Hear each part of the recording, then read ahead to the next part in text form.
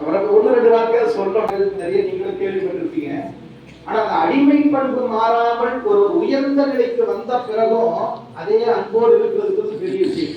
நான் மேடைக்கு வந்துட்டானா நான் என்ன நினைப்பேன், இன்னொருத்தர் கொண்டாந்து மேடைக்கு உட்கார வைக்க நினைக்க மாட்டேன். ஆனா அவர் அப்படி நினைப்பார். இன்னும் உண்மையை சொல்ல போனா, அடியன் பல பகுதிகளுக்கு வகுப்புக்கு போறேன்னா அதுல சில பகுதிகளுக்கான வகுப்புகள் அவருக்கு வந்த வாய்ப்பு. அவரை வகுப்பு எடுக்க சொல்லி கூப்பிட்டாங்க. அவர் என்ன பண்ணிடுவாரு, இல்ல நான் எடுக்கிறதோட எங்க ஐயா எடுத்தா நல்லா இருக்கும், கொண்டாந்து எடுத்துக்குவாரு. இந்த மனோநிலை அடியாருக்கு வருமானா தெரியல. என்னோட நான் இன்னொரு கூட்டிய வகுப்பு எடுக்க சொல்லுவானா தெரியல.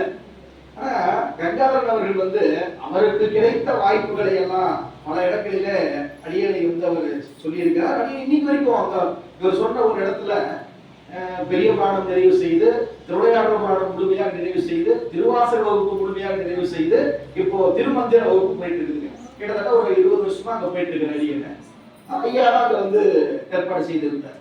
அதெல்லாம் இப்ப சொல்லப்போனா நன்றியால் வாழ்வது உள்ளம்னு சொல்றது போல நம்முடைய திருமுறை தொடர் நான் அவரை தான் நினைக்கிறேன்.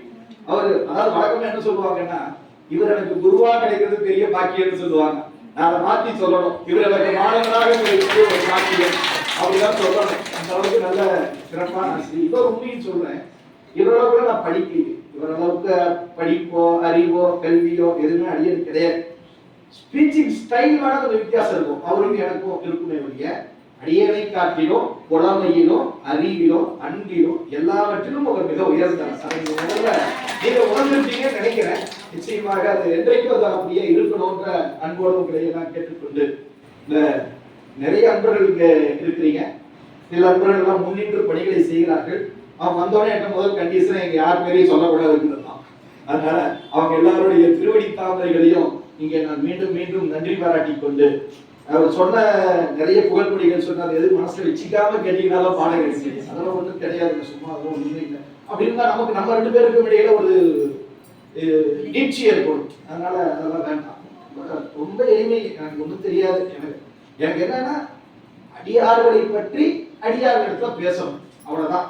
சேக்கிழார் பெருமான் சொல்லாததையே நம்ம புதுசா சொல்லிட போறோம், அது ஒன்றும் கிடையாது. சேக்கிழார் பெருமானே சொன்ன போது கடலினுள் ஆயிரக்கியாங்கு மணிவாசக பெருமான் சொல்லுவார். அவர் சொல்றாரு இல்லையா, ஒரு சுணங்கனை ஒப்பும் தகைமையேன்னு சேக்கிழார் பெருமான். அடியார் புகழ் சொல்ல முடியுமா? அடியார் புகழ் கூட உரைப்ப அரிது, ஆயினும் அளவில் ஆசை துறப்ப அறிவேன். பேராசை, அடியார்களை பத்தி சொல்லணும் பேசணும்னு நினைக்கிற ஆசை தாங்க என்ன பேச வைக்குதே ஒழிய வேறு எந்த தகுதியும் அடியாரிடத்துல கிடையாது என்று தெய்வ சேக்கிழார் பெருமான் சொல்றாருன்னா நம்மளை எல்லாம் எந்த